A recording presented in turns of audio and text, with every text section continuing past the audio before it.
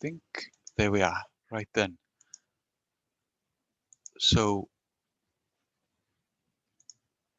just getting things ready.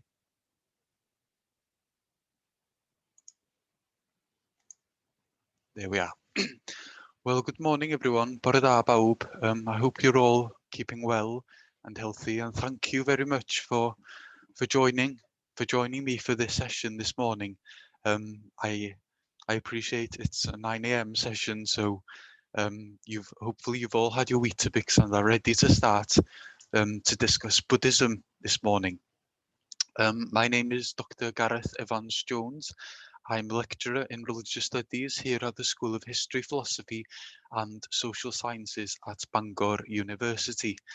And one of the areas I teach in is actually Buddhism. So this is a nice treat for me to be able to talk about Buddhism first thing this morning again. So today, what I'm going to discuss with you is Buddhism in the West, specifically how Buddhism came to be quite prominent within the West, and how Buddhism has been disseminated and promulgated in different societies, different cultures, and different countries, especially in the West. So before I go any further, I think one important thing I must explain first and clarify fully is, what do we mean by the West exactly? Now, the West with a capital W is a term used to denote usually countries including Britain, Europe, and America. So these are the types of countries that we're talking about when we discuss the West, and obviously Buddhism stemming from the East, having been able um, to travel all the way to the Western society, having been able to come to Britain, America, and other countries similar to those two. So my first slide, as you can see, excuse me, is a montage of different images. Now, these images tell a very important story, I believe. They all show how Buddhism has seeped into Western society, how Buddhism is something quite familiar to Western Western audiences, um, especially by nowadays.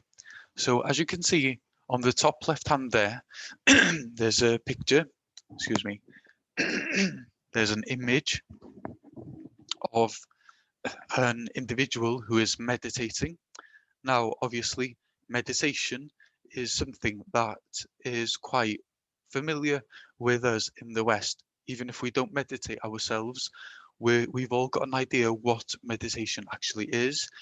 And obviously, the stereotypical um, meditation we think of is how this person is sitting with his legs crossed, hands um, on each of his thighs, and closed eyes, and meditation that way.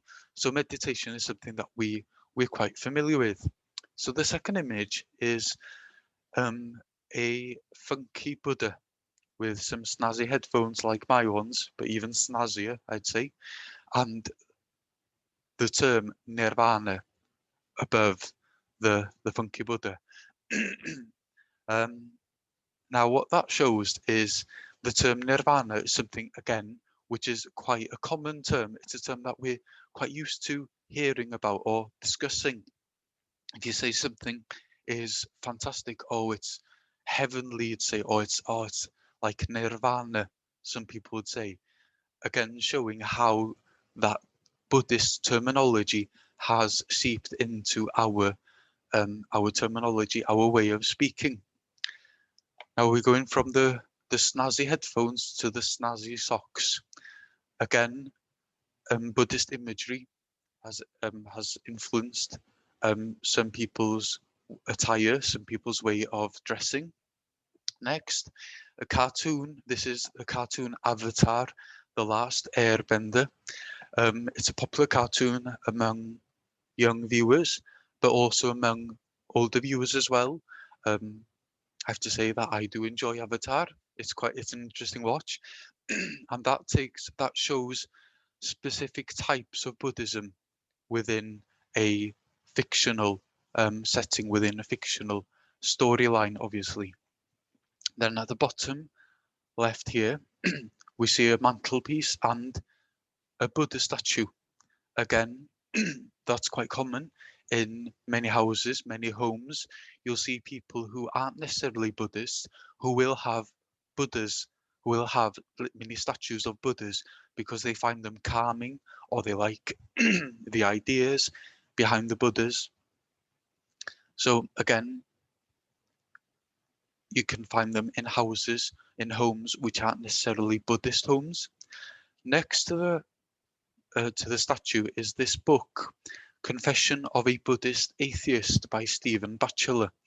Now, this book shows two things, I think. On the one hand, it shows the type of literature which is available for Western audiences to read about Buddhism. And again, this has been sold quite a lot. It's been sold widely um, in in the West, and also shows that Buddhist atheist. So one can be an atheist and a Buddhist. So it shows a different type of path rather than just being a sole atheist. Buddhism can sort of amalgamate with atheism in a sense. So we will touch upon that again later on in the presentation. And lastly, Buddhism and science, again, similar to the Confession of a Buddhist Atheist, a popular book in the West, and also shows how compatible Buddhism and science actually, how both actually are compatible with each other, and shows also how incompatible they are in certain regards. So that, I think that slide hopefully just shows how heavily influenced we are by Buddhist thought, Buddhist tradition, Buddhist iconography, Buddhist imagery, Buddhist storytelling within the West. Now, the Western discovery of Buddhism, how did we come to be familiar with Buddhism? Well, many um, many would say that it goes back to the activities of middle class missionaries or colonists. So those being colonists, firstly, individuals who would go into other countries, other lands to set up a colony.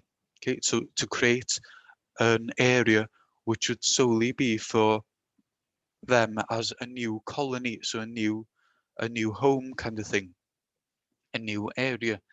And as many would travel more to the east, many would come face to face with this religion called Buddhism.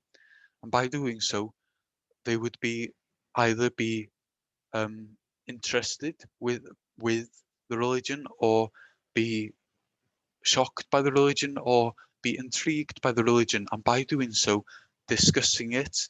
And many of these being academics as well, many more discussing and obviously disseminating the knowledge of religion. The other type is Christian missionaries. So you'd have Christian missionaries. A missionary is a person who goes to the middle of other people to disseminate, to promote a religious tradition. And obviously Christian missionaries were there obviously to promote Christianity and Christian doctrine. And many of them did become either influenced by Buddhism, be converted to Buddhism, or be intrigued by Buddhism and discuss the Buddhist tradition. Now, from the 1780s, numerous Sanskrit texts are translated into English, Now, these were predominantly Hindu texts, okay? So Sanskrit obviously being an old religion from the continent of Asia, and again, from the 1700s, many more, a greater interest did take place in these sacred texts, and they were translated into English, and by doing so, made them much more accessible to a wider audience. Now, we see here a major shift in the growing knowledge of Buddhism in the work of Eugene Burnouf, who was a French philologist who published Introduction à l'histoire du bouddhisme indien in 1844, basically an introduction into the history of Buddhism. And that book provides the foundation for the European concept of Buddhism. Now, as is obvious there, Burnouf was a French scholar, and his notable works include a study of Sanskrit literature, a translation of the Hindu Bhagavata Purana, and a translation of the Buddhist Lotus Sutra. Indeed, the introduction to Buddhism and the French translation of the Lotus Sutra were among his last works, but they were extremely significant. As Jonathan Silk states, Burnouf can be considered the founding father of modern Buddhist scientific studies. So it shows how important Burnouf's contribution actually was in this early stage. Now, in 1853, another French scholar called Félix Neve, he refers to Buddhism as the only moral adversary that Western civilization will find in the Orient. What he means there simply is that Buddhism, obviously coming from the Orient, offers moral guidance and moral teachings in such a persuasive manner that it could possibly challenge Western concepts, obviously Christianity being the dominant religion of that time. So we see here Felix Neve sort of considering possibly Buddhism would be a match for Christianity in essence. Then in 1879, a prominent English author, poet, and academic in his own right, Sir Edwin Arnold, he publishes a poem called The Light of Asia, and the poem is based on the life of Shakyamuni Buddha. Shakyamuni Buddha being Buddha Gautama, Siddhartha Gautama. Shakyamuni meaning Shakya was a clan, the name of a clan. Muni, a sage or a wise person. So Shakyamuni literally means a wise person of the clan of Shakya, that being Siddhartha Gautama, the wise man, the sage of the clan of Shakya. And Edwin Arnold publishes this poem in 1879.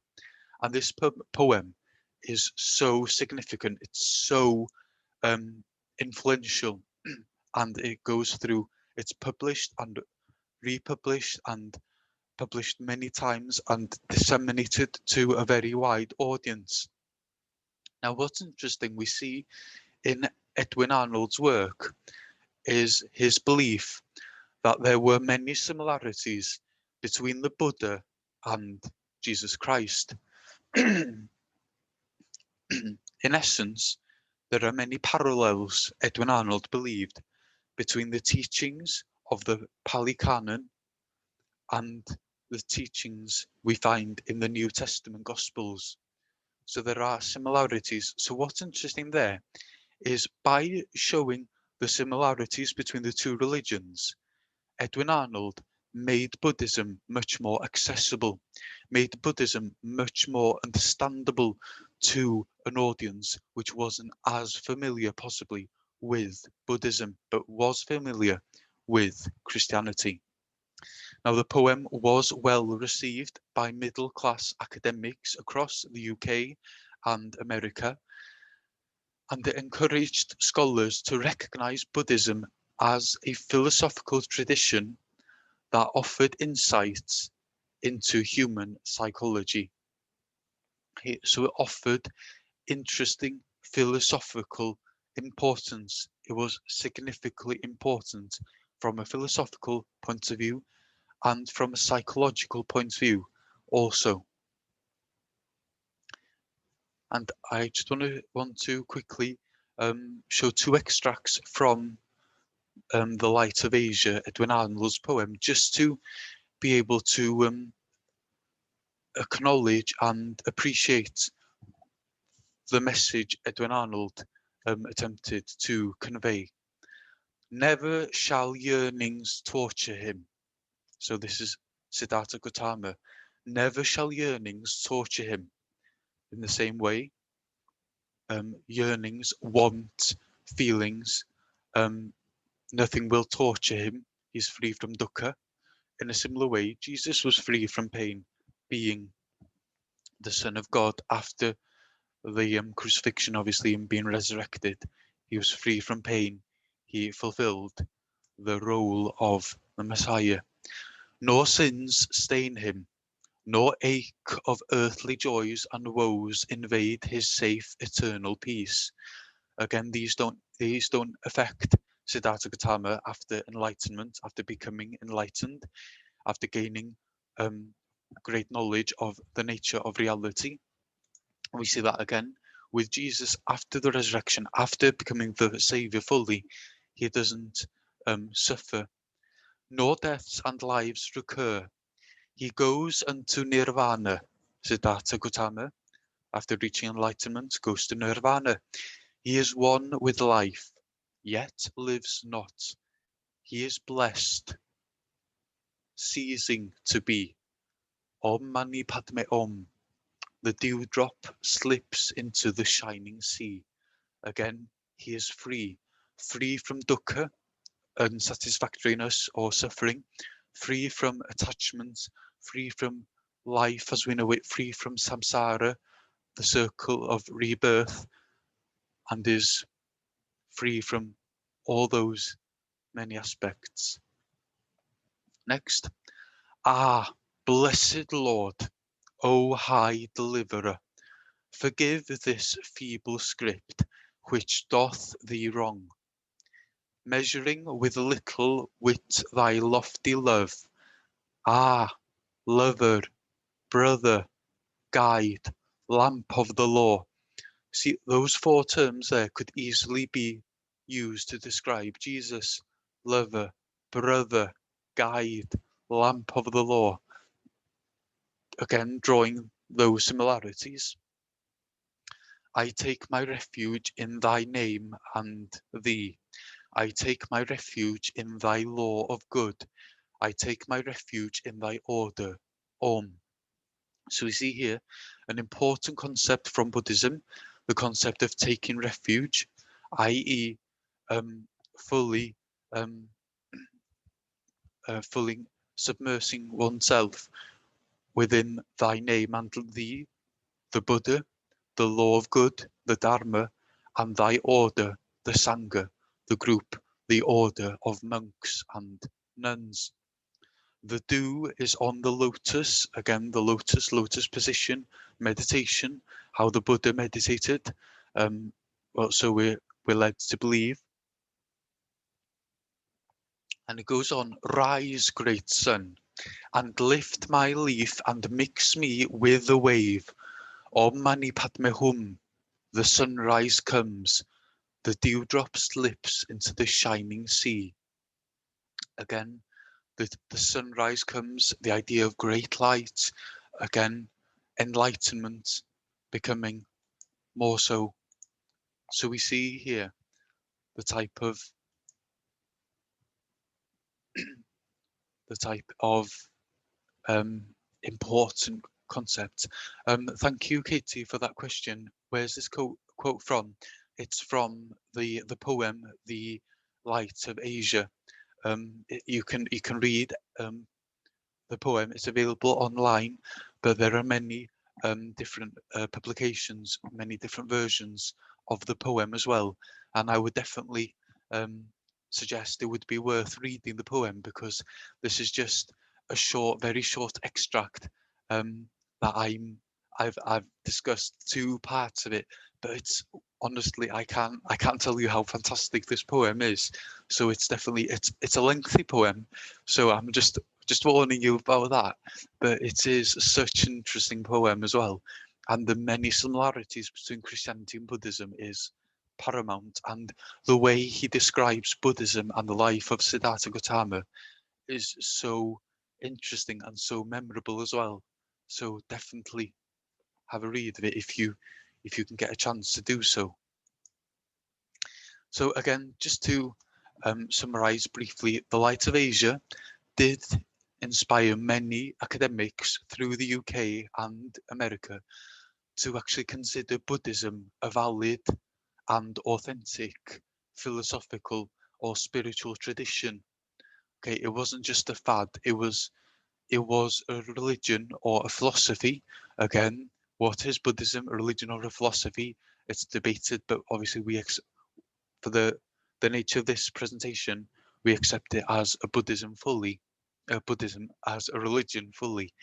And it did influence many academics, and many academics did find it so appealing afterwards and found it so intriguing, and especially with these parallels being drawn between Christianity and Buddhism, that helped many academics to grasp Buddhism in a greater manner. Now, many of Arnold's liberal ideas are reflective of many of the Buddha's teachings as found in the Pali Canon, and as I mentioned before, there are similarities between the sutras and the Gospels of the New Testament. And as we've noticed, his poem does consider the similarities between Buddha Gautama and Jesus Christ, again making Buddhism a more accessible religion to a wider audience as possible. So that's how Buddhism started to gain popularity and familiarity within the West. Now, the second major event to happen was the formation or the founding of the Theosophical Society. Now, the first Western organization to actually advocate Asian philosophy and spirituality, Hinduism, Buddhism, etc., was the Theosophical Society. And this society was founded in New York in the year 1875, so towards the latter half of the 19th century. Now, this society was formed due to a growing interest amongst middle-class academics who were interested in mysticism and who wished to explore alternative forms of spirituality. So the two things there, mysticism and alternative forms of spirituality. Mysticism, as you well know, is a religious experience, is a type of religious experience. I will be discussing religious experience tomorrow if you want to learn more about religious experience. And mysticism, in essence, is very difficult to define, because it's in a way it's a great sense that someone feels a divine presence within them, or a spiritual essence, or something which is unexplainable, which someone feels within them. So that concept that concept interested these middle class academics. The other thing that interested them was an alternative form of spirituality, i.e., non-Abrahamic, not Jewish, Christian, or Islamic, different types of spirituality. And so Hinduism was a bit exotic. Hinduism was interesting. Buddhism was also intriguing. So these were the types of new interests, new types of of fascinations starting to develop. So Asian philosophy was also concerned to be more in line with new scientific discoveries. So if you remember this time, during this time, there were many strides within the scientific um, field of things. We only think about a few decades earlier. You've got Charles Darwin publishing On the Origins of Species, for example, and that's him discussing the concept of evolution. And also you've got all these new ideas about different things to do with philosophy, with physics, biology, chemistry, all developing.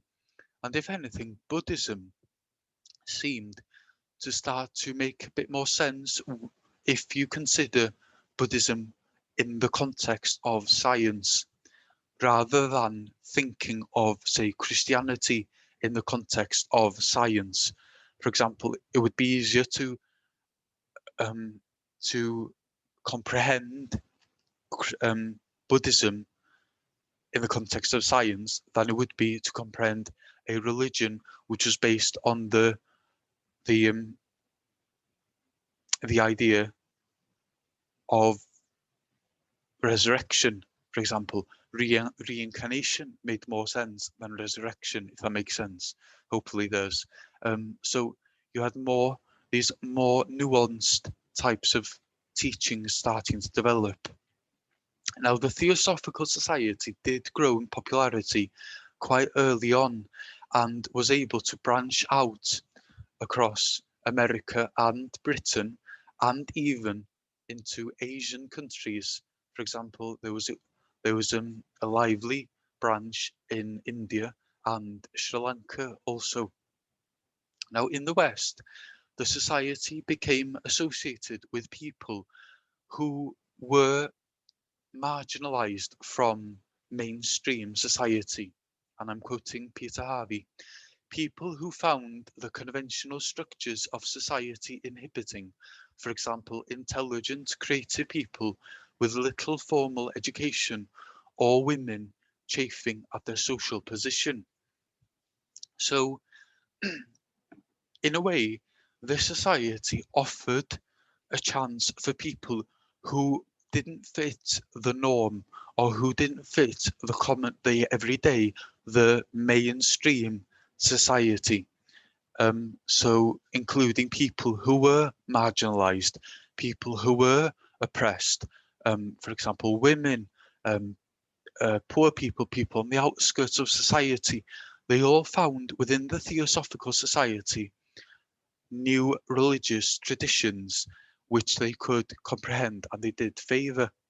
And what's interesting and doesn't come as a great surprise is from 1907, the society was led by an English woman called Annie Besant, who had been a renowned socialist and atheist. Annie Besant, her name is she's quite famous for many things she did, including her work with regards to social reform and socialists' ideals. Um, she she discussed the role of women. She discussed for the rights of women. She was an advocate for many different um, social reforms, and it's not surprising that she led the Theosophical Society at one point during the the history of the Theosophical Society.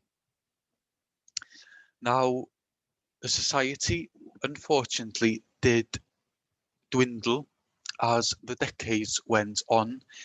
It did lose popularity. It did become weaker and weaker. However, the knowledge of Buddhism and Hinduism still grew and was able to grow outside of the Theosophical Society, was able to grow independently of such a society. Now, the Second World War did bring an end to the initial interest in Buddhism, the interest that had swept over America and Britain like wildfire. And although Buddhism was still referred to, still thought of, it wasn't as thought of as it used to be.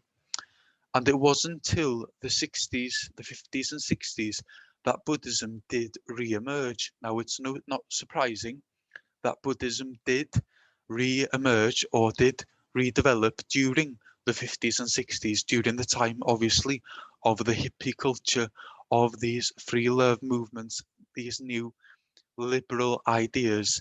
Obviously, Buddhism did offer a sort of an idea or a correspondence in a way with this type of new thought. And in the 50s, Zen Buddhism became particularly popular among young adults who were interested in psychological benefits or meditation. As you know, Zen Buddhism is the type of Mahayana Buddhism, um, which does stress the importance of meditation, of deep um, reflection.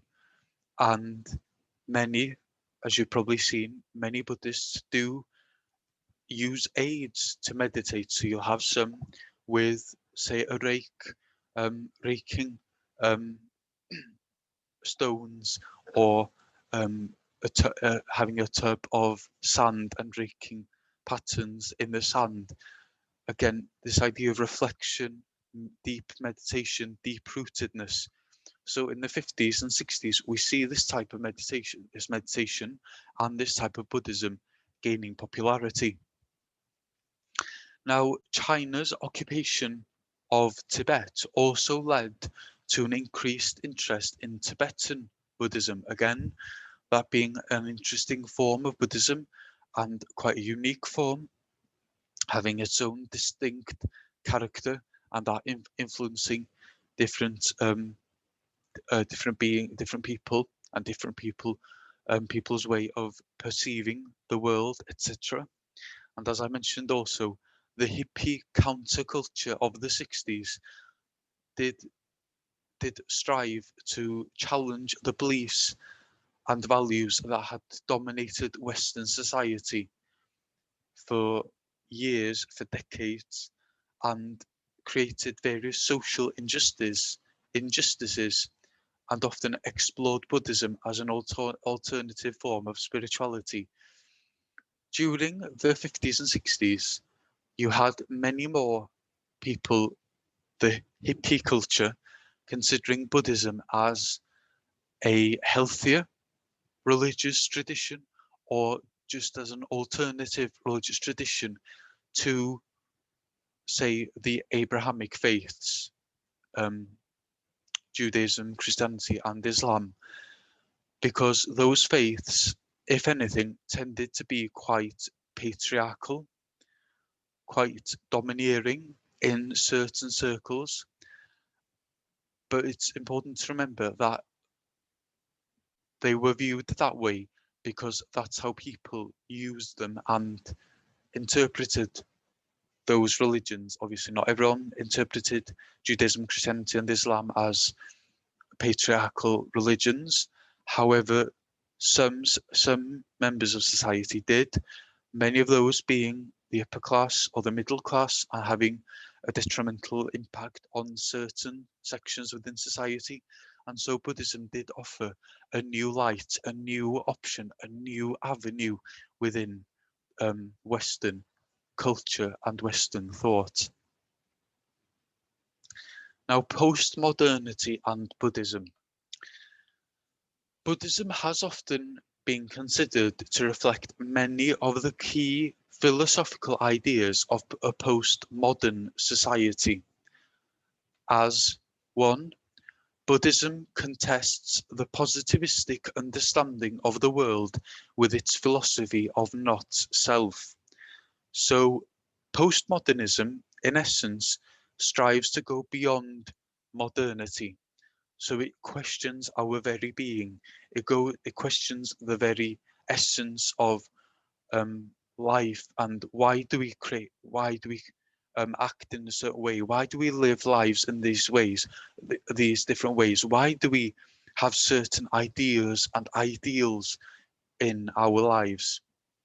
And in essence, Buddhism can be thought of as a postmodernist religion due to its understanding of the anatta, or not self. So if you remember, the concept of anatta states that there is no self, okay? Meaning that there is no constant entity within ourselves which is constant and unchanging.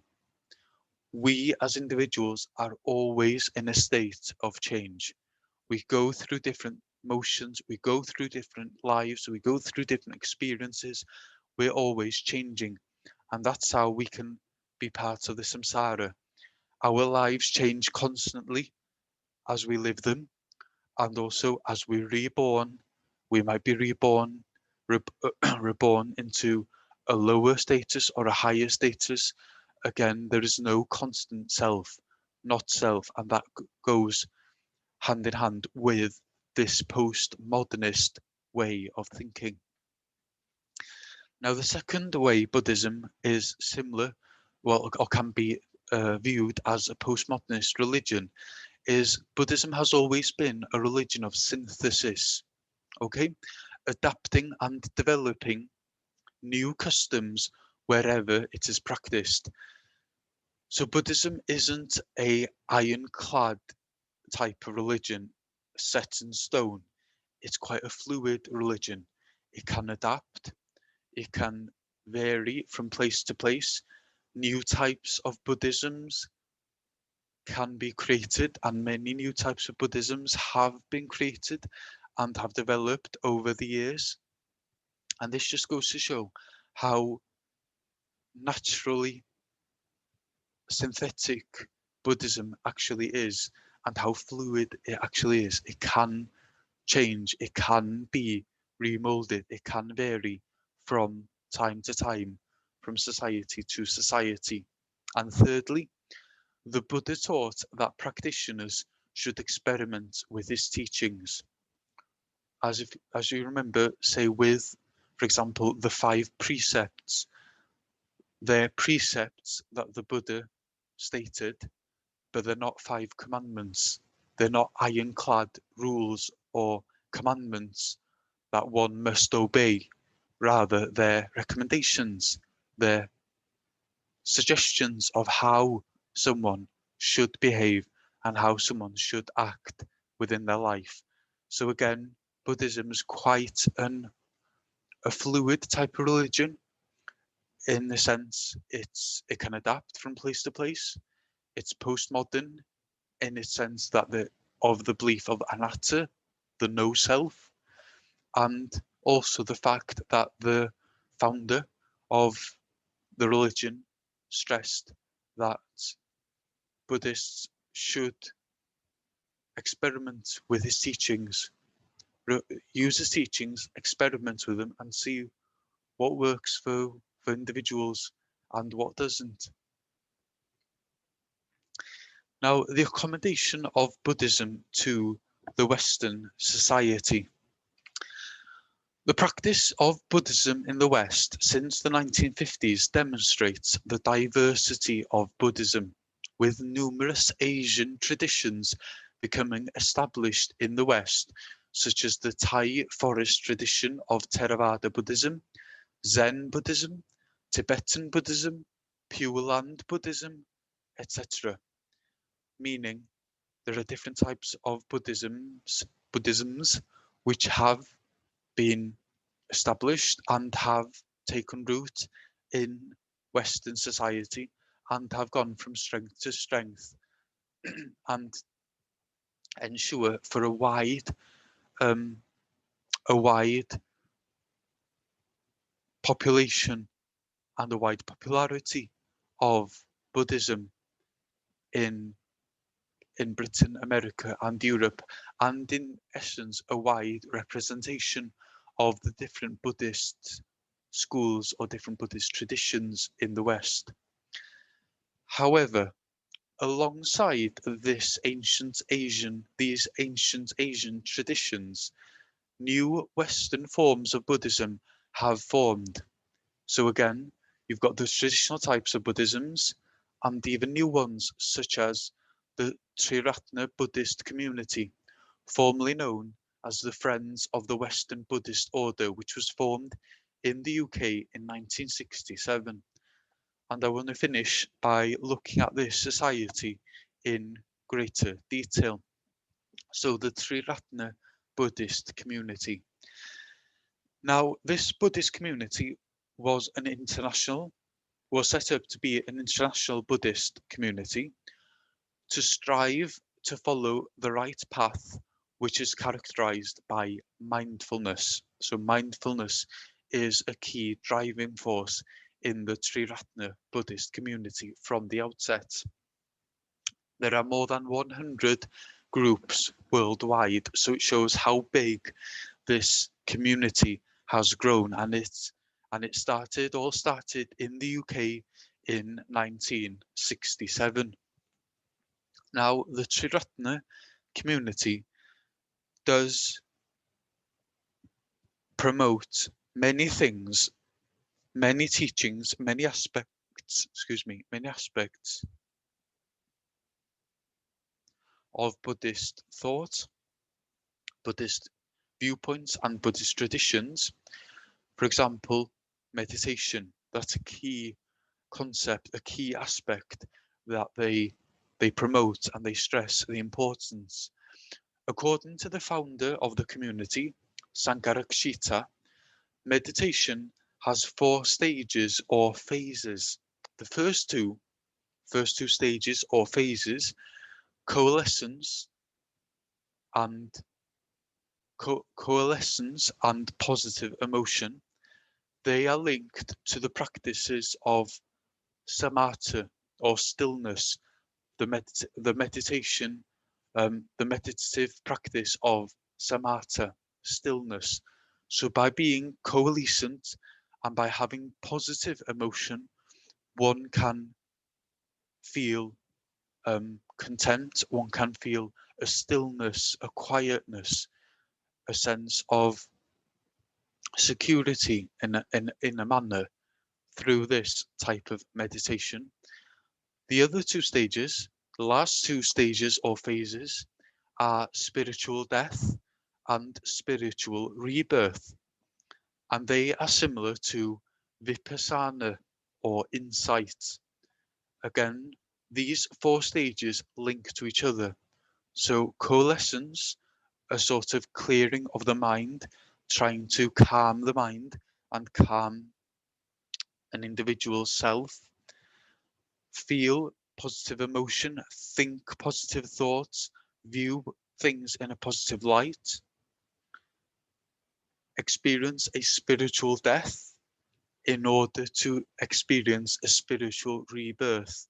So the idea of coming to the end of one life and starting another within a meditation, a meditative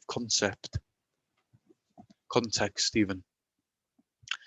Now, the Triratna Buddhist community teach 2 practices: mindfulness of breathing, anapanasati, so the concept of focusing on how an individual breathes and make sure that the breathing pattern is constant and has a specific tempo and has a specific nature to it.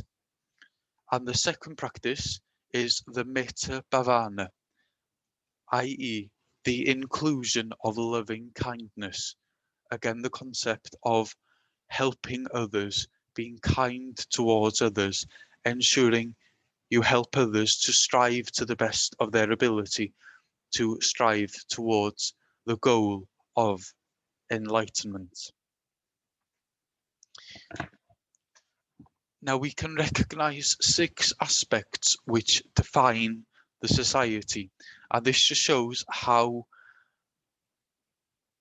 open the society in actuality is. So firstly, ecumenism.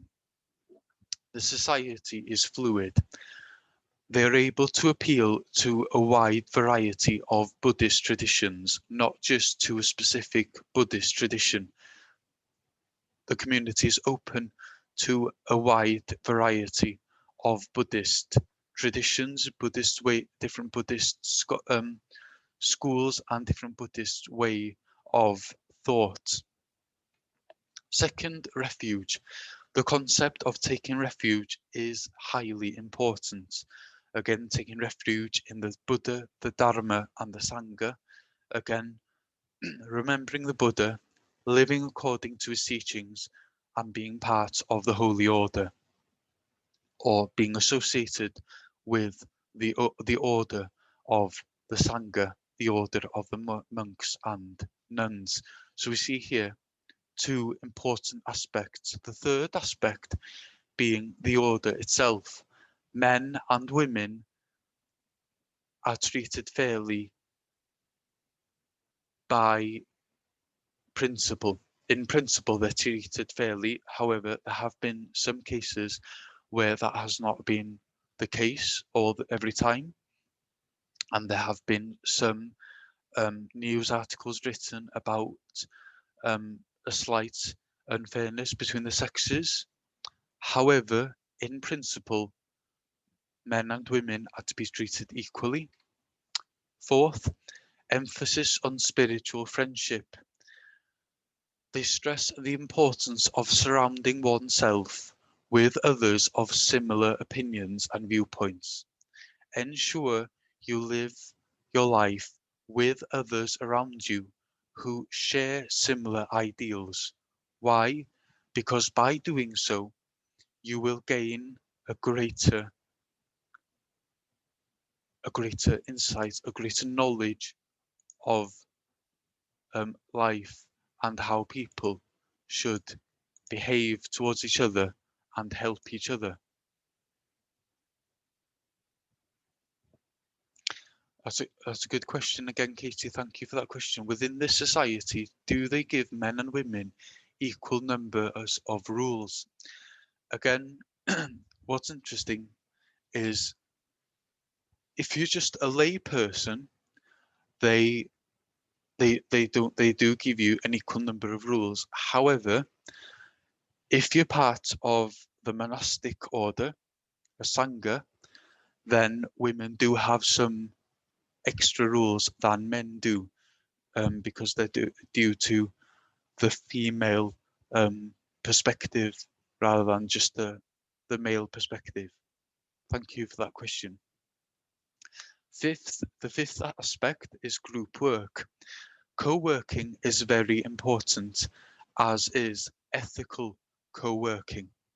Again, the concept of helping others within the society. Again, helping each other within the concept, within the context of this particular society. And the sixth aspect is the arts. Now, they do stress the importance of the arts for individual and emotional growth.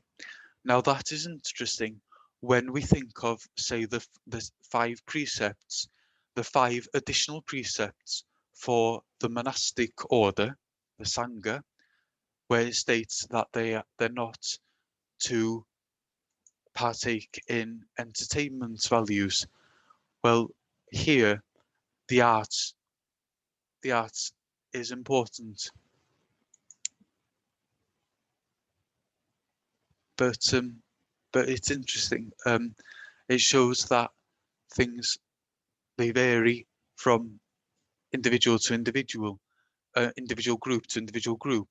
But here, the arts is something which is, if anything, is quite popularized, and they do find the arts as beneficial rather than hindering personal growth and emotional growth in essence. So we see here, these are just 6 of the many concepts which define the Triratna community as a society. Now I hope that's shown, that's given a taster of the different traditions within Western society and how Buddhism actually came to the West through the early activities of the missionaries and the academics who became familiarized with Hindu texts, with Hindu traditions and Buddhism, and then came to the West, and how different schools of thought have come also, and how they've sort of developed within different spheres, including literature. We saw with Edwin Arnold in philology, with someone like Eugene Burnouf, the French philologist, and all these different academics, and how by now, especially in the 20th century, and especially by the 21st, how Buddhism has sort of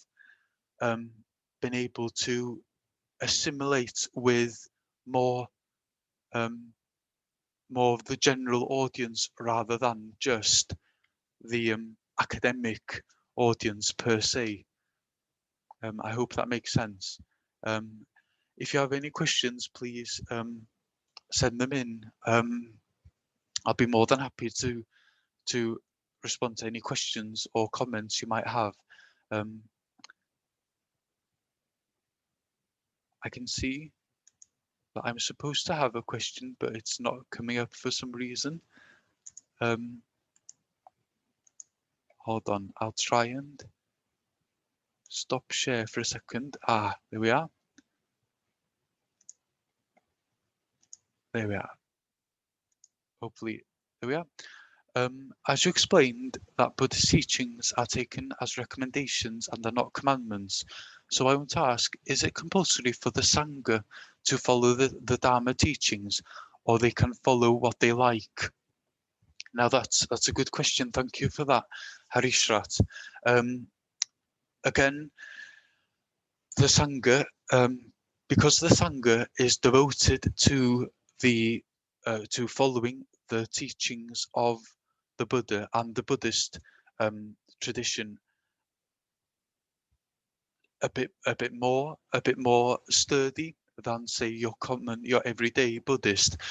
The Buddhist Sangha they do attempt to live according to the Dharma, because they do believe that the Dharma did work for the Buddha, and they want to strive to gain enlightenment, and they want to strive to live life as best as possible. Again, I was discussing this yesterday. Ethics comes into this. Ethics and Buddhism, they go hand in hand quite closely, and you do have this concept within Buddhism quite strongly, that one must act in an ethical manner, and so Buddhist Dharma does offer a good ethical blueprint on how to behave, and so it is expected that people do follow the Dharma, although the Buddha did offer recommendations or precepts. They are good precepts in essence, and Buddhists do tend to view them as making sense, and they do follow the teachings of the Buddha in that essence. I hope that that's explained. That's answered your question. Another question here from Katie. Thank you for that. Can only an individual within the monastic sangha become enlightened?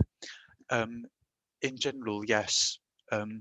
Again, within a monastic sangha, you see monks and nuns meditating together. They do. Monks meditate together, nuns meditate together. They do meditate together and help each other on the path to enlightenment. But no, there's no possibility to get a communal enlightenment. It is down to an individual enlightenment, although individual ability to gain enlightenment. Although it is possible to help each other, it is quite a personal thing to actually happen. I hope that's answered your question. And so, would it be unlikely for a lay Buddhist to? That's a good question. Again, it can vary. You would expect maybe someone from a monastic order to become enlightened because they've devoted their life entirely to striving that goal. However, you can get, say, a general lay Buddhist who would reach enlightenment maybe. Again, it does vary from individual to individual in essence, but in theory, you would expect it to be easier for someone from the monastic sangha to become enlightened because they've devoted their life solely towards that aim and that goal in life. I hope that's answered your question as well. And Matti, thank you for that question. How would you explore the idea of cultural appropriation versus appreciation regarding the rise of Buddhism in the West? For example, some people accessorizing off the aesthetic ideas like statues as it becomes more mainstream without understanding the importance of them to followers of the religion. That's a really good question there. Thank you for that, Matti. That's the thing, and that's a major question actually. In essence, that's a good question, and that's a major problem in essence, in a way. That's the thing. How can we make sure we do try and remember what this statue of the Buddha actually represents?